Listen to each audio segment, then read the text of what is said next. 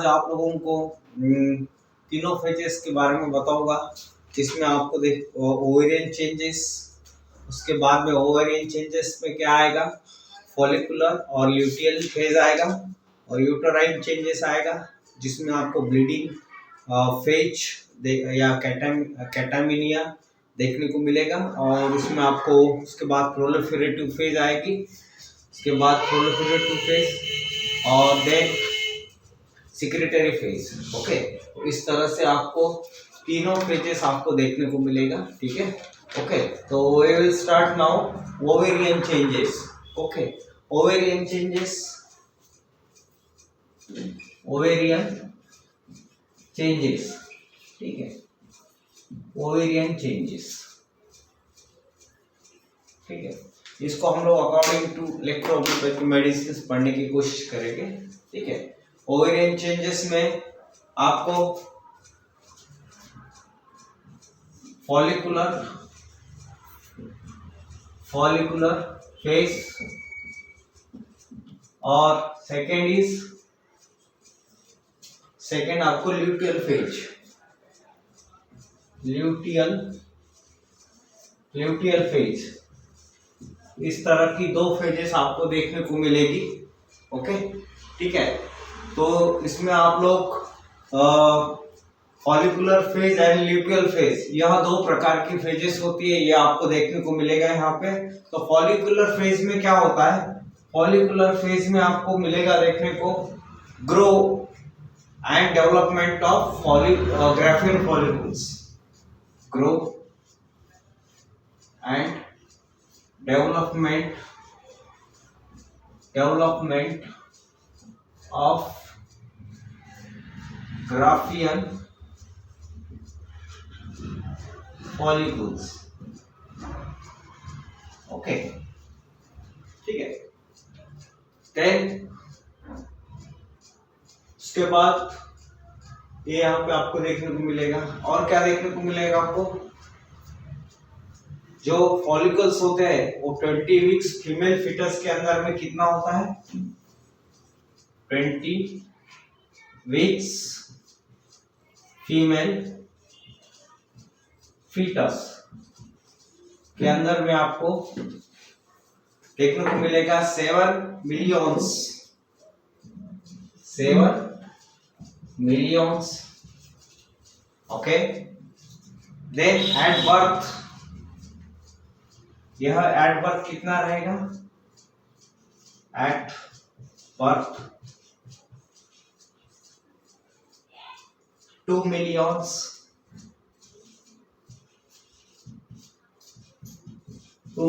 रहेगा। Then puberty age के अंदर में रहेगा, प्यूबर्टी में रहेगा 4 lakhs, राइट, 4 lakhs। उसके बाद आपको मेनोपॉज कंडीशन में, जो मेनोपॉज कंडीशन होती है उस समय में आपको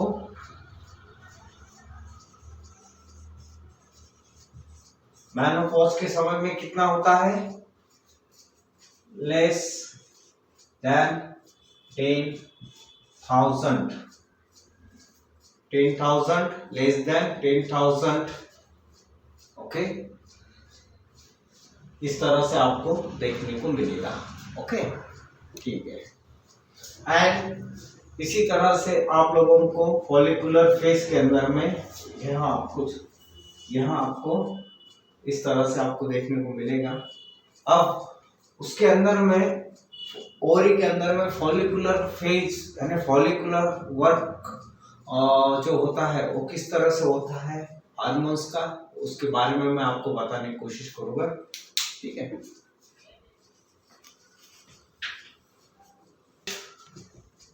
उसके बाद में हम लोग लिखेंगे कि जो एफएसएच होता है, फॉलिकुलर स्टिमुलेटिंग हार्मोन्स, यह 3 to 10 मिलियंस इंटरनेशनल यूनिट पर ml, कितना होता है ये, 3 to 10 मिलियंस इंटरनेशनल यूनिट पर ml इतना होता है। और उसके बाद FSH, यहाँ पे जब FSH बढ़ेगा, FSH का जब ट्रिगर होगा, ठीक है, ओवरी के ऊपर में, तो वहां पे क्या होगा, जो फॉलिकल्स है, फॉलिकल्स, वहां क्या होगा, ग्रोथ हो जाएगा। फॉलिकल्स में क्या हो जाएगा, ग्रोथ होगा, ठीक है। और ग्रोथ होने के बाद में जिस वहां पे जो डोमिनेंट फॉलिकल्स होता है, जिसको हम लोग क्या बोलते हैं, प्रभावशाली, डोमिनेंट फॉलिकल्स, ये फॉलिकल्स क्या होता है, ये प्रभावशाली होता है, इसको बोलते हैं हम लोग प्रभावशाली। अब ये प्रभावशाली जो इसका जो इसलिए बोलते हैं कि उसका ग्रोथ फास्ट होता है, ठीक है। तो वो कितना होता है, 1 होता है, वो कितना होता है, 1x, ठीक है। ग्रोथ डोमिनेंट फॉलिकल्स बोलेंगे हम लोग, ठीक है। ग्रोइंग फॉलिकल्स, तो ये क्या हो जाएगा, ये जो ग्रोइंग फॉलिकल्स है, ग्रोइंग फॉलिकल्स, ये रिलीज होगा, रिलीज्ड, कहां से, रिलीज, ये ग्रोइंग फॉलिकल्स क्या रिलीज करेगा, क्या रिलीज करता है, ये एस्ट्रोजन, एस्ट्रोजन रिलीज करेगा, ओके। और एस्ट्रोजन क्या करेगा, जब एस्ट्रोजन यहाँ पे बढ़ जाएगा, एस्ट्रोजन रिलीज हो जाएगा, तो फिर FSH कम हो जाएगा, क्योंकि FSH क्या करेगा, FSH आपका ओवरी के अंदर में फॉलिकल्स को ग्रो करेगा, और फॉलिकल्स को ग्रो करेगा, तो फिर फॉलिकल्स ग्रो होने के बाद में वहां से एस्ट्रोजन आएगा, रिलीज होगा, और उसके बाद FSH वहां से कम हो जाएगा और एस्ट्रोजन रिलीज हो जाएगा, ठीक है। तो सप्रेशन ऑफ द FSH क्या हो जाएगा बाद में, सप्रेशन ऑफ FSH, यानी FSH कम हो जाएगा, suppression of FSH, follicular stimulating hormones यहाँ कम हो जाएगा, एंड स्टिमुलेट, और क्या बढ़ेगा यहाँ पे, and stimulate LH, stimulate LH, ठीक है, LH बढ़ेगा, इंक्रीज LH बढ़ेगा, ओके, क्लियर। और उसके बाद में क्या होगा, मैच्योर फॉलिकल्स यानी ग्राफियन फॉलिकल्स, जो ग्राफियन फॉलिकल्स हैं, ग्राफियन फॉलिकल्स, ये ग्राफियन फॉलिकल्स क्या होता है, मैच्योर फॉलिकल्स बोलते हैं हम इसे, यहाँ पे मैच्योर भी लिख सकते हैं आप, मैच्योर फॉलिकल्स, मैच्योर फॉलिकल्स तो हम लोग ग्राफियन फॉलिकल्स भी बोलते हैं। ये यहाँ पे LH सर्च रहेगा, LH सर्च रहेगा, LH हाई रहेगा वहां पे, तो due to the LH surge rupture the Graafian follicles, ये ग्राफियन फॉलिकल्स क्या हो जाएगा, रप्चर्ड हो जाएगा, रप्चर्ड द ग्राफियन फॉलिकल्स, ठीक है। और ये ग्राफियन फॉलिकल्स रप्चर्ड हो जाएगा, तो वहां पे क्या होगा, ओवुलेशन होगा, क्या होगा, ओवुलेशन, यानी वहां से जो ओवम है, ओवम क्या होगा, Graafian follicles matured and rupture the graphian follicles and ovum is released or eggs is released from there, okay, and ovum is released, आप उसके नीचे लिख सकते हैं, वो आ रहा है, इसमें दिख रहा है, नहीं दिख रहा है आपको, ओके, is released, क्या होगा, यहाँ पे आपको ovum released होगा, ओके, दिखा आपने, यहाँ लिखा है मैंने, ovum is released, तो इस तरह से यहाँ पे आपको दिखाई देगा, ओके, ठीक है। तो अब इसके बारे में हम लोग पढ़ेंगे, अभी ये हो गया। और नेक्स्ट, अब ये रप्चर्ड जो ग्राफियन फॉलिकल्स के जो पीसेस होते हैं, उसी को हम लोग क्या बोलते हैं, कार्पस ल्यूटियम बोलते हैं, ठीक है। तो उसकी बॉडी बनती है जिसको हम लोग कॉर्पस ल्यूटियम बोलते हैं, ओके। यहाँ तक ठीक है, यहाँ तक सब लोग देख लीजिएगा, ओके। तो इस लोगों को ओवेरियन चेंजेस में आपको बताने का मतलब ये हो गया कि फॉलिकुलर फेज है, FSH है, तो यहाँ पे आपको WE अगर FSH अगर यहाँ पे प्रॉपरली नहीं आता है तो आपने उस समय में FSH WE का इस्तेमाल करना चाहिए। FSH में आप कौन सी मेडिसिन, FSH के लिए WE, ठीक है। इस तरह से फॉलिकुलर फेज यानी ओवरी के अंदर में जो ग्रोथ होना चाहिए उसके लिए साथ में हम लोग WE और RE ये दोनों इलेक्ट्रिसिटी का यूज करेंगे। नंबर 1, नंबर 2 ये दोनों इलेक्ट्रिसिटी का यूज करेंगे। और साथ में क्या करेंगे हम लोग, साथ में ऑर्गन मेडिसिन C1, ठीक है, ऐसे बोलेंगे। Number 3 organ medicine, organ remedy, okay. उसके बाद में एक tissue as a tissue remedy, functional में आप लोग S1 या फिर S2 का इस्तेमाल हम लोग दोनों में से एक करेंगे। S1 अगर S1 से कभी या कोई प्रॉब्लम होता है या उसको इरिटेट होता है, S1 कभी कभी किसी को चक्कर आते जैसा लगता है S1 लेने से, तो मैक्सिमम आप S2 का यूज इस्तेमाल करोगे यहाँ पे तो काफी और बेटर रहेगा आपके लिए, ओके। तो इस तरह से आपको प्रोटोकॉल बनाना है। मैंने आपको बताया था RE का प्रोटोकॉल कैसे बनाना है और WE का प्रोटोकॉल कैसे बनाना है, एंड पिछले लास्ट जो क्लास था उसमें मैंने आपको बताया था, ओके। तो यहाँ तक हम लोग देखेंगे, ठीक है। एंड देन नाउ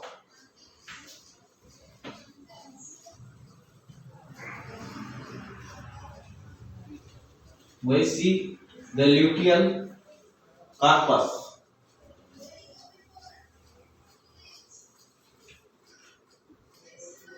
जो ओम रिलीज होता है और उसके बाद में जो ग्राफियल फॉलिकल्स होते हैं, तो ग्राफियल फॉलिकल्स जब रेप्चर्ड होता है तो उसमें बनता है रेप्चर्ड जो पीसेस होते हैं, रेप्चर्ड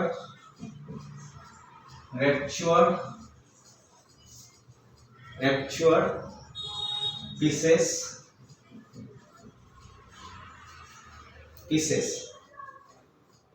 जो रेप्चर्ड पीसेस हो गए ऑफ ग्राफियल फॉलिकल्स, इसके हो गए ग्राफियल फॉलिकल्स के रेप्चर्ड ग्राफियल फॉलिकल्स बोलेंगे। और इस कार्डोसी को क्या बोलते हैं हम लोग, जो रेप्चर्ड पीसेस होते हैं उसको हम लोग बोलते हैं ल्यूटियल, क्या बोलते हैं, कार्पस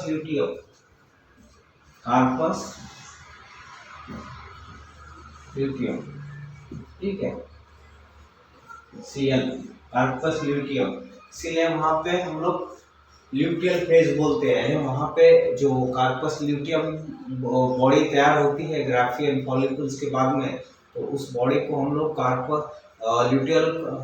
कार्पस ल्यूटियम बोलते हैं। और वहां से जो फेज स्टार्ट होती है उसे हम लोग इसीलिए ल्यूटियल फेज बोलते हैं, जो कार्पस ल्यूटियम से चालू होती है, ओके, ठीक है। तो वहां पे अब हम लोग देखेंगे next second phase luteal phase, okay.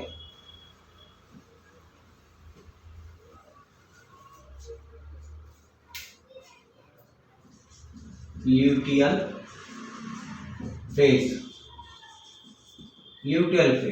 अब ये ल्यूटियल फेज के अंदर में क्या होता है, ल्यूटियल फेज के अंदर में होगा आपका इसका जो ल्यूटियल फेज का जो कांस्टेंट फेज होता है, ये ल्यूटियल फेज को हम लोग कांस्टेंट फेज होता है, ये कांस्टेंट फेज, ये 14 डेज की होती है कांस्टेंट फेज इसका, ठीक है, 14 डेज, यानी ये 14 days just before the next menstrual cycle, just before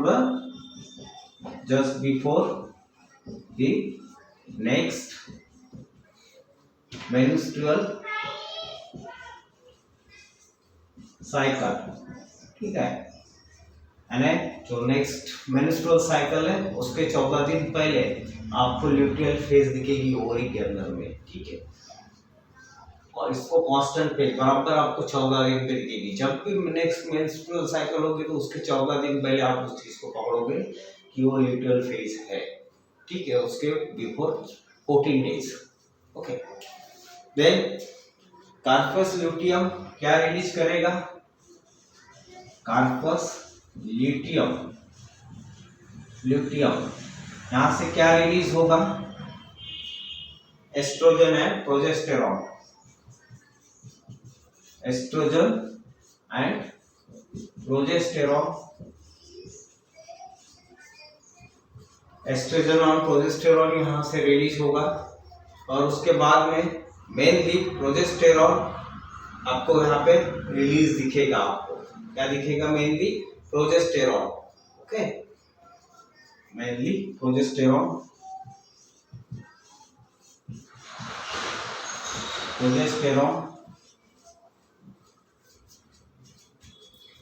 और ये प्रोजेस्टेरॉन एक यहाँ पे क्या हो जाएगा? फिर एस्ट्रोजन मेनली प्रोजेस्टेरॉन क्या करेगा? ये इसलिए ये क्या करेगा? ये मेंटेन करेगा। किसको मेंटेन करेगा? ये progesterone maintain uterus. Okay, uterus को मेंटेन करेगा। और एस्ट्रोजन क्या करेगा? इसका नेगेटिव फीडबैक जाएगा किस पे? इसका नेगेटिव फीडबैक जाएगा एफएसएच, यानी ये एफएसएच को सप्रेस करेगा।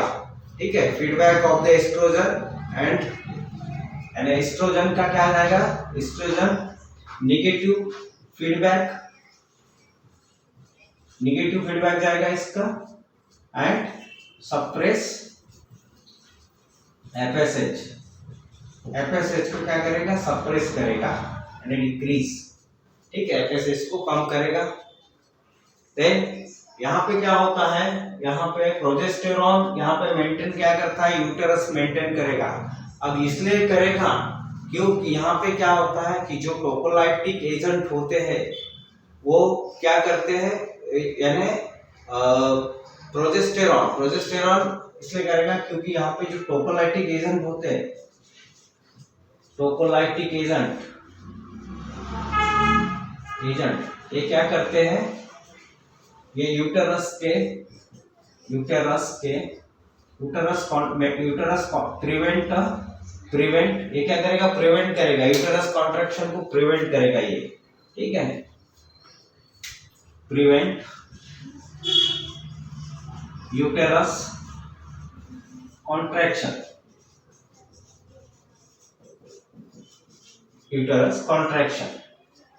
ठीक है। यानी ये टोपोलाइटिक एजेंट का काम करेगा ये प्रोजेस्टेरॉन। यानी मतलब ये होता है कि आपको यहाँ जो यूटेरस होता है उसको मेंटेन करेगा, उसको कॉन्ट्रैक्ट नहीं होने देगा। ओके, उसको एक लेवल में मेंटेन करके रखेगा। ठीक है, इस तरह से यहाँ पे आपको देखने को मिलेगा। ओके, तो यहाँ तक आप लोगों को समझ में आ गया है। ठीक है, तो उसमें देखेंगे हम लोग। अभी देख लीजिए एक बार आप फिर से।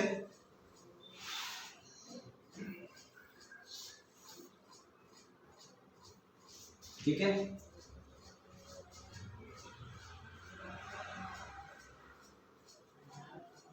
इसमें देखेंगे, इसके नीचे हम लोग लिखिएगा, इसके नीचे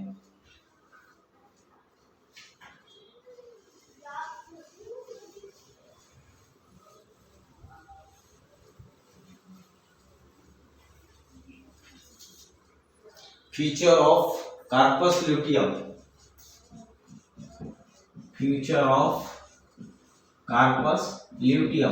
ओके, कार्पस ल्यूटियम बोलते, कार्पस ल्यूटियम ये कैसे दिखेगा आपको। ठीक है, तो इसमें फर्टिलाइजेशन, अब जब कार्पस ल्यूटियम जो फेज होती है तो उसमें क्या होता है? एक तो फर्टिलाइजेशन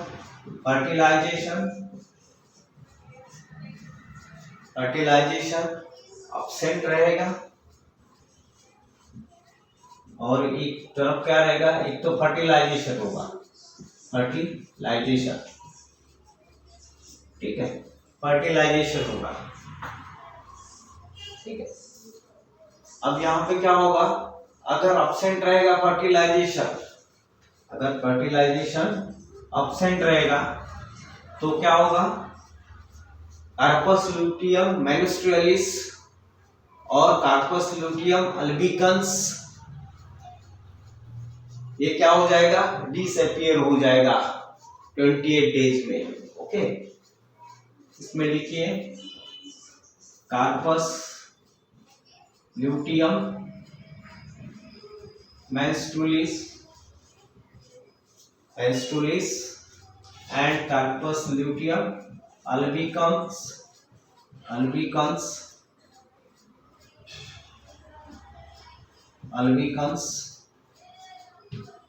is disappeared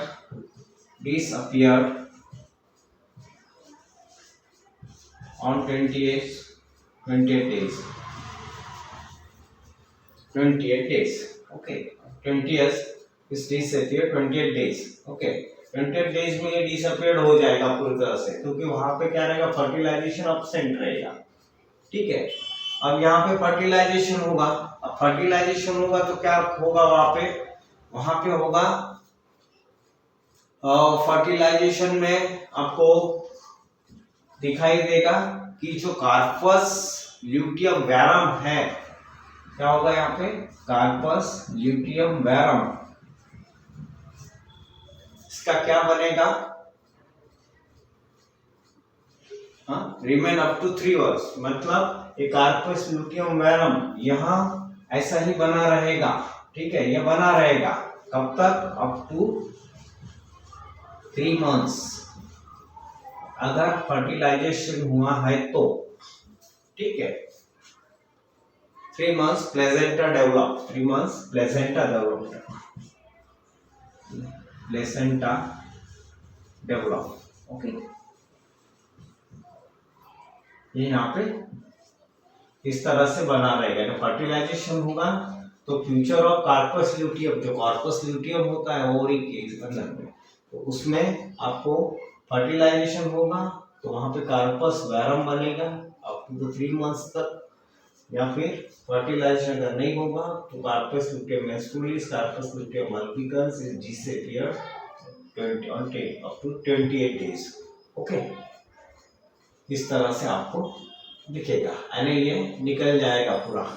इसको रेड बॉडी बोलते हैं हम लोग, ये रेड बॉडी होती है और ये व्हाइट बॉडी होती है। ठीक है, ये व्हाइट बॉडी होती है इसे, ये वहां से निकल जाएगा। ठीक है, through the bleeding. Okay, with bleeding. ठीक है, through the tract, vaginal tract. Okay, बस क्लियर। देन इसके बाद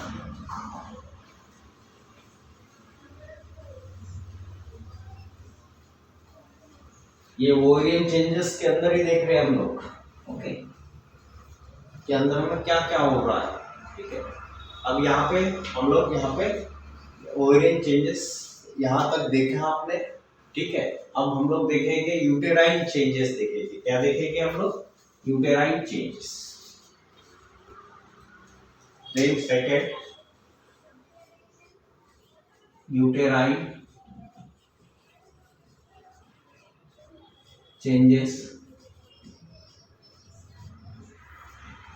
आप देखेंगे। इसमें यूटेराइन चेंजेस के अंदर में आपको देखने को मिलेगा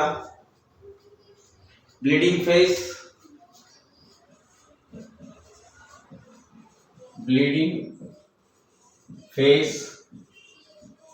उसके बाद या फिर उसे हम लोग कैटामेनिया बोलते हैं, कैटामेनिया। ओके, क्या आपको देखने को मिलेगा। ब्लीडिंग फेस होता है, कितने दिन का होता है bleeding phase, 1 to 5 days। Duration होता है इसका 2 to 7 days। ओके,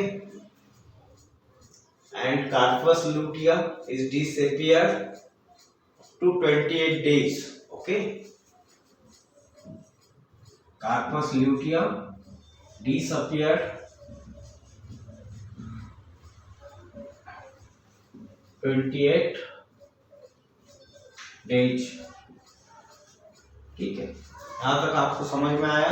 ठीक है, एंड एस्ट्रोजन एंड प्रोजेस्टेरॉन और डिक्रीजेस। अब यहाँ पे क्या हो जाएगा, जब कार्पस लूटियम डिसअपियर्ड हो जाएगा मतलब वहां पे फर्टिलाइजेशन अब्सेंट रहेगा, ठीक है।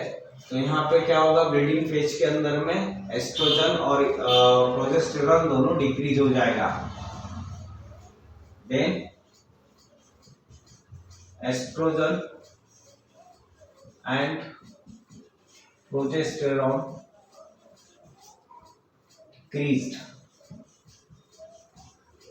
decreased, ओके, डिक्रीज होगा। अब ये एस्ट्रोजन और प्रोजेस्टेरॉन डिक्रीज होगा और वहां पे जब कार्पस ल्यूटियम डिसेपरेट होगा और वहां पे फर्टिलाइजेशन नहीं होगा तो क्या होगा, वहां पे वैसोकॉन्स्ट्रिक्शन होगा वहां पे, ठीक है। वैसोकॉन्स्ट्रिक्शन भी दिखेगा आपको, ठीक है। और वैसोडाइलेशन इन यूटेरस होगा, ठीक है, यूटेरस डायलेट होगा, ठीक है। तो यहाँ पे क्या दिखेगा आपको, वैसोडाइलेशन। वैसोडाइलेशन कहाँ पे दिखेगा, ये यूटेरस के अंदर में, यूटेरस में। और क्या दिखेगा, वैसोकॉन्स्ट्रिक्शन, वैसोकॉन्स्ट्रिक्शन, वैसोकॉन्स्ट्रिक्शन, वैसोकॉन्स्ट्रिक्शन इन कहाँ दिखेगा, वैसोकॉन्स्ट्रिक्शन आपको यूटेरस आर्टरी में दिखेगा, इन यूटेरस आर्टरी, ओके, यहाँ पे आपको दिखेगा। अब यहाँ पे वैसोकॉन्स्ट्रिक्शन होगा, वैसोडाइलेशन होगा, तो उस समय में क्या हो जाएगा, यहाँ पे ब्लीडिंग आपका यहाँ पे ज्यादा हो जाएगा, ठीक है। तो वहां पे तो ब्लीडिंग अगर होता है तो वहां पे आपको कौन से दो कंडीशन डेवलप हो जाएगी, हाइपोक्सिया की, हाइपोक्सिया एंड इच्छेमिया, इच्छेमिया, यह दो कंडीशन डेवलप होगी, ओके। यहाँ पे ये दो कंडीशन डेवलप हो जाएगी एंड देन इरिवर्सिबल नेक्रोसिस। अगर यहाँ पे हाइपोक्सिया होगा और इच्छेमिया होगा तो क्या होगा, हाइपोक्सिया की वजह से इरिवर्सिबल नेक्रोसिस, नेक्रोसिस आपको देखने को मिलेगा, मतलब डेथ, टिश्यू इज डेथ, ठीक है, वो भी इरिवर्सिबल, जो रिटर्न नहीं हो गए, ठीक है, इस तरह की कंडीशन में, क्योंकि हाइपोक्सिया हुआ है, क्योंकि वहां पे ब्लड सप्लाई कम हो गए, जिसकी वजह से वहां पे आपको हाइपोक्सिया देखने को मिलेगा, okay. Then endometrium cell and irreversible necrosis, मतलब किसमें होगा ये, endometrium, endometrium cell is dead, okay. Endometrium cell ये होगी आपकी डेट यहाँ पे, ठीक है, नेक्रोसिस, इरिवर्सिबल नेक्रोसिस मतलब। उसके बाद में एंडोमेट्रियम सेल इज डेड, तो वहां पे डेट क्या होगी, शेड ऑफ हो जाएगी, तो वहां पे ब्लीडिंग स्टार्ट हो जाएगी, क्या हो जाएगी वहां पे, ब्लीडिंग स्टार्ट, ठीक है, start from the uterus, from the uterus, uterus से वहां से ब्लीडिंग स्टार्ट हो जाएगी वहां पे आपको, ठीक है। तो इस तरह से उसके बाद में अगर वह ब्लीडिंग अगर बाहर नहीं आती है और यूटेरस में ही यूटेरस से स्टार्ट हो जाती है, लेकिन वेजाना के बाहर थ्रू आउट नहीं होगी, वेजाना से थ्रू आउट नहीं होगी ब्लीडिंग, तो हम लोग उसे क्या बोलेंगे, हेमाटोमेट्रा की कंडीशन बोलते हैं, उसे क्या बोलेंगे हम लोग, हेमाटोमेट्रा। तो इसके ही आप ऊपर में देखिएगा, ठीक है, या फिर मैं आपको साइड में लिख, या फिर उसको काट के मैं फिर ऊपर लिखता हूँ, ओके, ठीक है।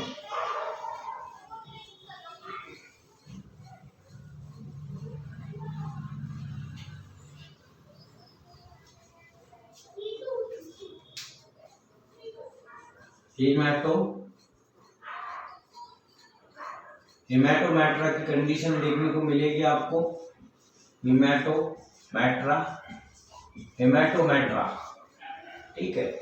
हेमाटोमेट्रा means collection of the blood through in the artery, यानी ब्लड जो आर्टरी से आएगा तो उसमें क्या हो जाएगा, वहां पे कलेक्शन हो जाएगा, यानी सर्विक्स का जो रीजन होता है, ठीक है, वो उस रीजन के ऊपर में वहां पे हेमाटोमेट्रा ने वहां पे ब्लड कलेक्शन होना है। हेमाटोमेट्रा ने कलेक्शन ऑफ मतलब कलेक्शन ऑफ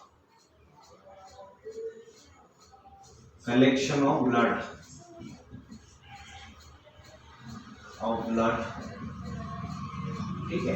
यह कंडीशन यहाँ पे डेवलप हो जाएगी, ठीक है। उसके बाद में सेंसेशन, यहाँ पे अगर वहां पे ब्लीडिंग बराबर नहीं होती, यानी ब्लीडिंग नहीं जाएगी, ब्लीडिंग बाहर नहीं होगी, वेजाइनल ट्रैक्ट से बाहर नहीं जाएगी, तो वहां पे जो कलेक्शन होगा ब्लड का, उस कंडीशन को हम लोग हेमाटोमेट्रा बोलेंगे। और वहां जो सेंसेशन होगा कि वहां पे ब्लीडिंग जमा हुई है, जो सेंसेशन होगा, ये सेंसेशन कहा जाएगा हाइपोथैलेमस में जाएगा। ये सेंसेशन कहा जाएगा हाइपोथैलेमस में जाएगा, यानी यहाँ पे आ गई आपकी WE मेडिसिन, ठीक है, ओके। यहाँ पे S3, ठीक है, S3 यहाँ मेडिसिन आपको यहाँ पे देखना पड़ेगा इसको, ठीक है। उसके बाद यहाँ पे हाइपोथैलेमस में जो सेंसेशन होता है वो किस में जाएगा, हाइपोथैलेमस से जो जाएगा पोस्टीरियर पिट्यूटरी ग्लैंड में जाएगा। यहाँ पे यहाँ कहा जाएगा पोस्टीरियर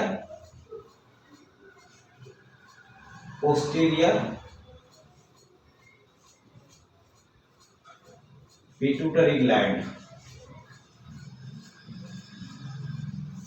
और ये पोस्टीरियर पिट्यूटरी ग्लैंड जो होता है, ये क्या करेगा, ये क्या रिलीज करेगा, ऑक्सीटोसिन रिलीज करेगा। क्या रिलीज करेगा, ये ऑक्सीटोसिन रिलीज करेगा, ये ऑक्सीटोसिन यहां से रिलीज करेगा। और ऑक्सीटोसिन रिलीज होगा तो मतलब क्या होता है, कॉन्ट्रैक्शन ऑफ यूटेरस होगा वहां पे, एक्शन ऑफ यूटेरस। इसका एक्शन कहां पे होगा, action on uterus and contraction of uterus, contraction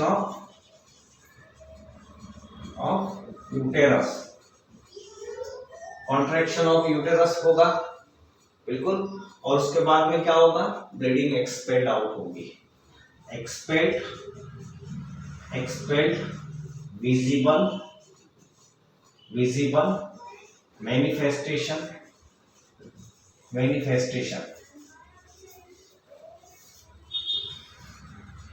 visible manifestation, menstrual blood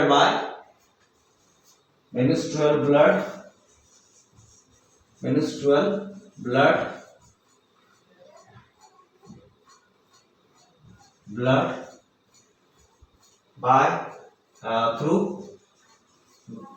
vaginal tract से यहाँ क्या होगी, यहाँ बाहर जाएगी, ओके, ठीक है, राइट। इस तरह से, यानी मतलब क्या होता है, अब यहाँ पे जो ब्लीडिंग हेमाटोमेट्रा की कंडीशन थी, तो मतलब वहां पे ब्लड नहीं निकल रहा था, ठीक है।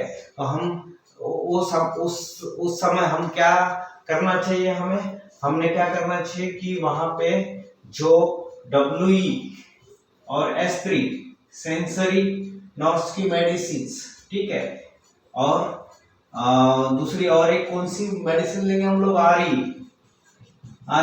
ये क्या करेगी, ये आरी क्या करेगी, स्टिमुलेट करेगी ऑर्गन को, स्टिमुलेट दी ऑर्गन, ओके। साथ में S3, ठीक है, ये क्या करेगी, स्टिमुलेट करेगी ऑर्गन को, ठीक है। और उसके साथ मेडिसिन आप C1 आप दे सकते हैं इसको, C1, ओके। और आप लोग या फिर C1 के साथ आप WE ले सकते हैं, या WE के साथ आप C1 ले सकते हैं, या यहाँ पे भी आप C1 और S3 और RA का वहाँ पे आप कॉम्बिनेशन आप कर सकते हो, ठीक है। तो इस तरह से, लेकिन आपको बताने का मतलब ये है मेरा कि एक्शन ऑन यूटेरस, तो एक्शन ऑन यूटेरस तो वहां पे हेमाटोमेट्रा की जो कंडीशन होती है,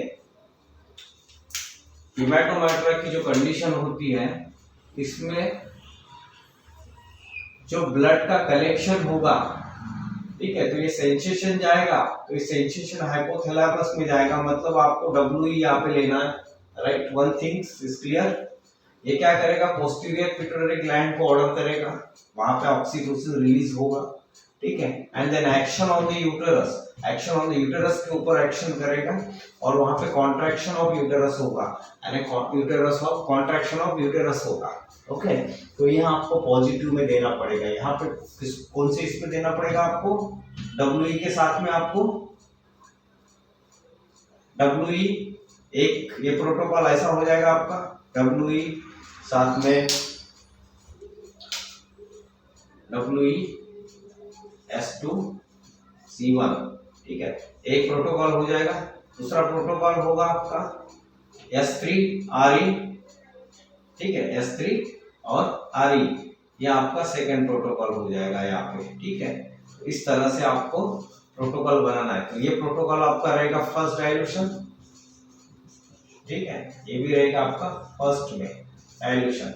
अगर ये क्रॉनिक केस रहेगी तो यहाँ पे क्रॉनिक अगर है एक्यूट में, ठीक है, अगर क्रॉनिक है तो यहाँ पे क्या रहेगा, क्रॉनिक है तो यहाँ पे आपको सेकंड डाइल्यूशन देना पड़ेगा, क्योंकि उसको न्यूट्रलाइज करना पड़ेगा पहले, क्योंकि बहुत दिन से तकलीफ है, तो हो सकता है कि एकदम से कोई भी चीज को एकदम से हथौड़ा नहीं मार सकते, या पुरानी चीज को तो टूट जाती है, ठीक है, इसीलिए उसको सेकंड में देने से क्या होगा, या कम होगा ज्यादा होगा जो भी होगा उस कंडीशन को न्यूट्रलाइज करेगा और उसके बाद में अपना वर्क चालू करेगा, और उसके बाद आप फर्स्ट दे सकते हो 2 दिन के बाद में, अगर सेकंड में भी रिजल्ट नहीं आता तो then we will start second first, या फिर आपने फर्स्ट भी दे के ट्राई किया, अगर रिजल्ट नहीं आता है तो just you go on second dilution.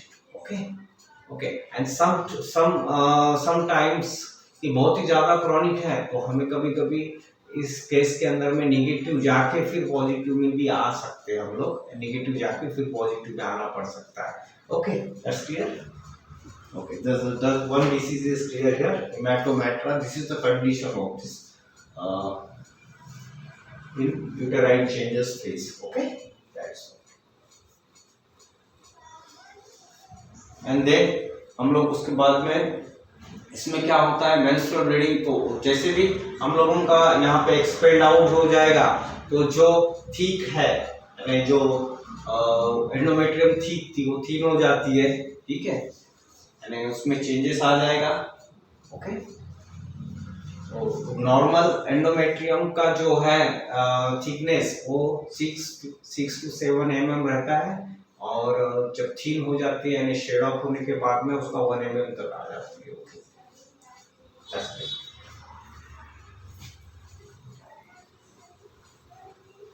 Then उसी में हम लोग देखेंगे अभी यूटेराइन चेंजेस के अंदर, यूटेराइन चेंजेस के अंदर ही देखेंगे हम लोग प्रोलिफेरेटिव फेज। अब ये प्रोलिफेरेटिव फेज क्या होती है, इसमें ही हम लोग देखेंगे प्रोलिफेरेटिव फेज। ये फेज होती है इसके अंदर में जो उसके बाद एंडोमेट्रियम बनना चालू हो जाती है, ठीक है, जैसे 1 to 5 डेज तक शेड ऑफ होती है, उसका जो शेडिंग पीरियड रहेगा, ठीक है, ब्लीडिंग पीरियड रहेगा, उसके बाद में 1-2 दिन के बाद में फिर से वो बनना चालू हो जाती है, और वहां से बनती है तो उसको धीरे धीरे फिर वो तैयार होना चालू हो जाती है, ठीक है, तो उसको हम लोग प्रोलिफरेशन बोलते हैं। प्रोलिफरेशन यानी फिर से डेवलप होना, ठीक है। ओके, तो इसमें क्या होता है, ये कितने दिन में होता है, ये 6 to 14 डेज का पीरियड होता है ना, 6 to, यानी जो 5 दिन हो जाते हैं उसके ब्लीडिंग फेज को, उसके बाद में 6वें दिन से यहाँ 14वें दिन तक एंडोमेट्रियम बनती है, ठीक है, एंडोमेट्रियम बनती है, यानी जिसको हम लोग बोलते हैं प्रोलिफेरेटिव एज, ठीक है। और इसमें क्या होता है, एस्ट्रोजन बढ़ेगा, एस्ट्रोजन बढ़ेगा। उसके बाद एस्ट्रोजन बढ़ेगा तो यहाँ पे जो एंडोमेट्रियम सेल्स होते हैं उसमें हाइपरप्लेजिया देखने को मिलेगा आपको। उस कंडीशन को क्या बोलेंगे हम लोग? हाइपरप्लेजिया। Hyperplasia, okay. प्लेसिया की प्लेसिया, हाइपरप्लेसिया, ओके। हाइपरप्लेसिया देखने को मिलेगा। Hyperplasia means increase the number of sales,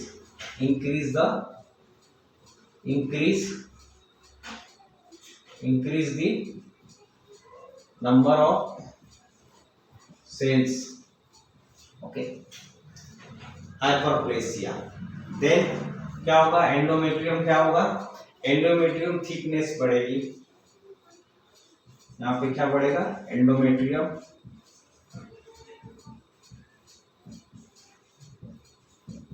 thickness बढ़ेगी। एंडोमेट्रियम थिकनेस बढ़ेगी, एंडोमेट्रियम थिकनेस बढ़ेगा। उसके बाद इंक्रीजिंग प्रोलिफरेशन। जब जैसे एंडोमेट्रियम थिकनेस बढ़ा मतलब क्या होता है? इंक्रीज इन द, एक किसमें? Increasing proliferation.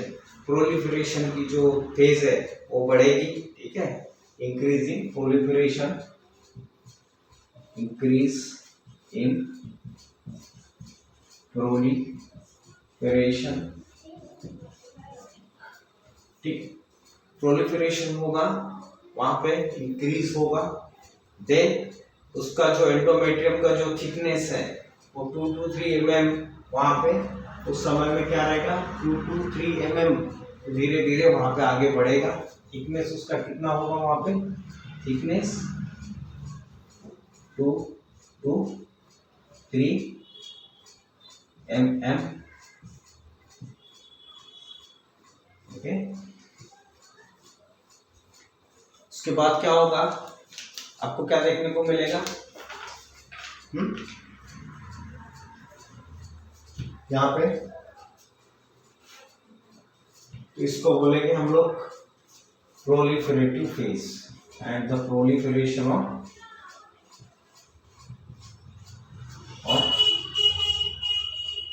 proliferation in increasing proliferation in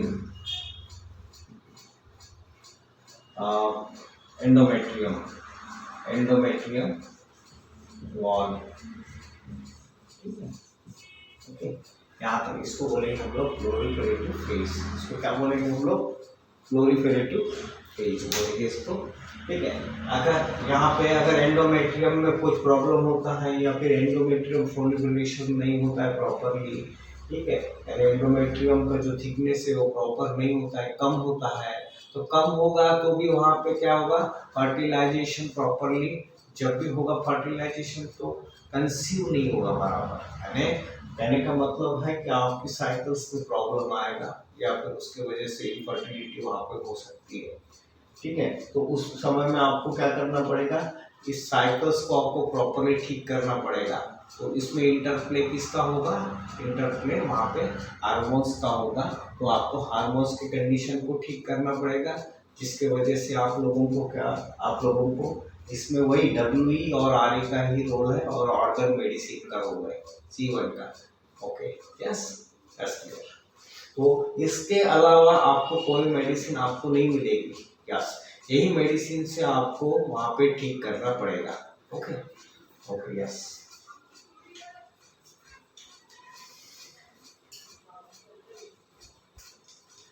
अब बस लास्ट है, हाँ अब बस लास्ट है, लास्ट वाला 5 minutes, you have to wait 5 minutes only. And 5 minute में मैं आप लोगों को फिर से ये दोबारा सेक्रेटरी फेज बता रहा हूँ और उसके बारे में आप लोग देख लीजिएगा।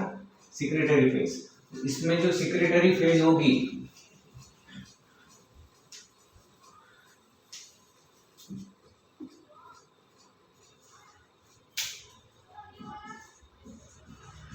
सेक्रेटरी फेज, ठीक है। सेक्रेटरी फेज में मतलब क्या होता है? सेक्रेटरी फेज का मतलब ये होता है कि आपको सेक्रेटरी फेज के अंदर में आपको कार्पस ल्यूटियम यानी एक सिक्रेटरी फेज है सिक्रीशन, ठीक है, या फिर उसको हम लोग प्रिपरेटरी फेज भी बोलते हैं, या फिर और प्रीपरेटरी फेज भी बोलते हैं, जिसमें हम लोग प्रिपरेटरी यानी फिर से बनना, ठीक है। तो फिर उसके बाद एंडोमेट्रियम फिर 15 से 28 दिन तक बनती है। कितने दिन तक फेज रहती है? 15 to 28 डेज, ठीक है। फिर क्या बनेगा यहाँ पे? एंडोमेट्रियम जो रहेगा वो सिक्रेशन ऑफ हार्मोन्स एपिसिस और ओरी और प्रिपरेटरी फेज में 15 to 28 डेज की होती है। और कार्पस ल्यूटियम फॉर्म जो होता है, कार्पस ल्यूटियम का फॉर्म, कार्पस ल्यूटियम रिलीज क्या करेगा? Released corpus luteum released, corpus luteum form यहां से रिलीज होगा, रिलीज्ड क्या करेगा? प्रोजेस्टेरॉन और एस्ट्रोजन। तो प्रोजेस्टेरॉन क्या करेगा? प्रोजेस्टेरॉन क्या करेगा? हाइपरप्लेजिया में क्या होगा? हाइपरप्लेजिया क्या होता है इसमें? हाइपरप्लेजिया करेगा। प्रोजेस्टेरॉन क्या करेगा? हाइपरप्लेजिया। तो ये हाइपरप्लेजिया में आपको, हाइपरप्लेजिया के अंदर में क्या दिखेगा आपको? Increase number of cells of endometrium wall, ठीक है, प्रोजेस्टेरॉन से। उसके बाद में हाइपरप्लेजिया में नंबर ऑफ सेल्स, हाइपरप्लेसिया रहेगा ये, हाइपरप्लेसिया नंबर ऑफ सेल्स और हाइपरप्लेसिया। और सेकंड मिलेगा आपको देखने को, ये नंबर 1 नंबर 2 आपको मिलेगा देखने को, हाइपरप्लेजिया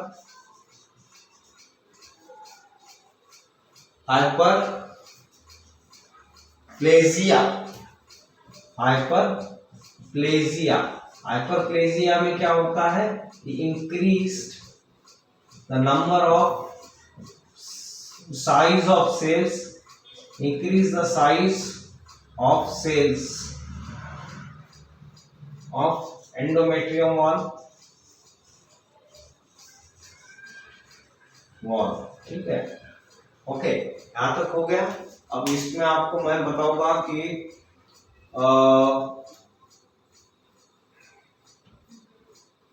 यही कंडीशन आपको सॉरी ये आपको इसमें दिखेगा, एस्ट्रोजन में दिखेगा ये, ठीक है। ये आपको एस्ट्रोजन में दिखेगा, एस्ट्रोजन यहाँ पे लिखिए एस्ट्रोजन, ओके, ये एस्ट्रोजन में दिखेगा। और प्रोजेस्टेरॉन में आपको दिखेगा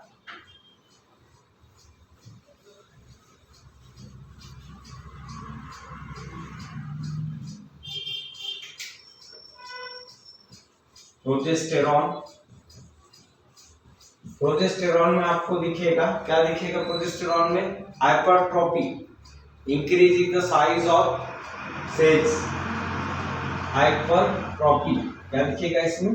हाइपरट्रोफी होगा, hypertrophy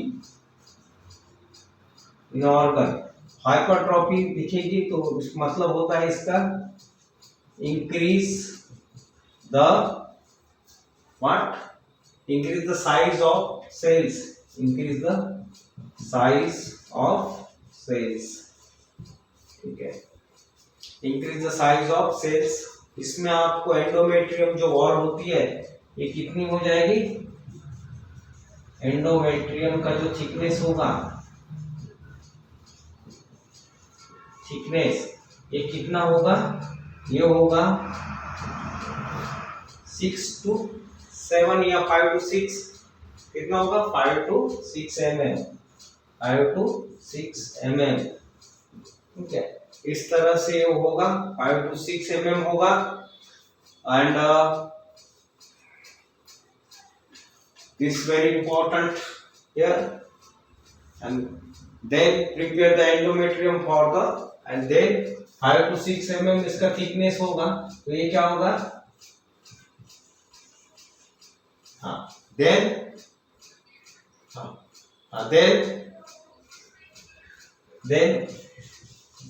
prepare the endometrium,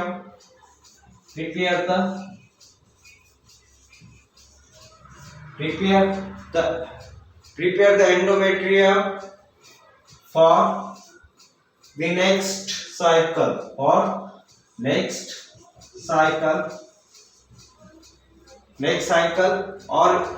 implantation of zygote, implantation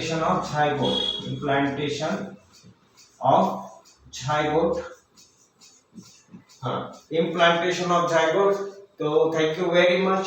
ये मैंने आपको तीनों फेज के बारे में बताया और इसके बारे में आपको मेडिसिन भी बताया। तो आपको मालूम है कि सेक्रेटरी फेज यानी एंडोमेट्रियम का थिकनेस जब तक नहीं बनेगा तब तक आपको इम्प्लांटेशन नहीं होगा, या जाइगोट वहां पे फॉर्म नहीं होगा, या फिर नेक्स्ट साइकिल के लिए प्रिपेयर नहीं होगा। तो उस समय में एंडोमेट्रियम थिकनेस को 5 to 6 mm मेंटेन करना ये इम्पोर्टेंट है। इसलिए जो इंटरप्ले रोल होता है हार्मोन्स का वो हमें यहाँ पे देखना चाहिए अगर यहाँ पे कोई प्रॉब्लम होता है तो। और यहाँ पे जो ये जो एंडोमेट्रियम होती है ये कहाँ होती है, यूटेरस में होती है। तो इसकी मेडिसिन ये आपने C1 का इस्तेमाल आपने करना चाहिए अकॉर्डिंग टू, ठीक है, ये ओके, C1 देना चाहिए और उसके साथ में आपने S2 यह मेडिसिन लेना चाहिए और साथ में आपने यहाँ पे WE का इस्तेमाल करना चाहिए। ओके, तो इस तरह से, और A3 यहाँ पे देना चाहिए और इस तरह से आपको ये प्रोटोकॉल यहाँ पे बनाना चाहिए सेकेंड डाइल्यूशन, ठीक है। तो यहाँ पे ये चीज ठीक हो जाएगी। अगर इसमें अगर कम या ज्यादा होगी या कम होगी या ज्यादा ठीक होगी तो आप नेगेटिव में दे दीजिए इसको, ठीक है, ज्यादा ठीक होगी नेगेटिव में। तो you start from the second dilution, no problem. Okay, thank you. Okay, thank you very much. इस चैनल को आप सब्सक्राइब कीजिए और सब्सक्राइब करने के बाद में आप इस वीडियो को सब्सक्राइब करने के बाद बेल आइकॉन जरूर दबाइएगा कि आपको नेक्स्ट वीडियो का नोटिफिकेशन आपको मिले और आप इस तरह से प्रॉपरली आप समझ में आप लोगों को आया है। I consider that everyone should be understand. Okay, thank you very much, thank you. Okay, bye bye.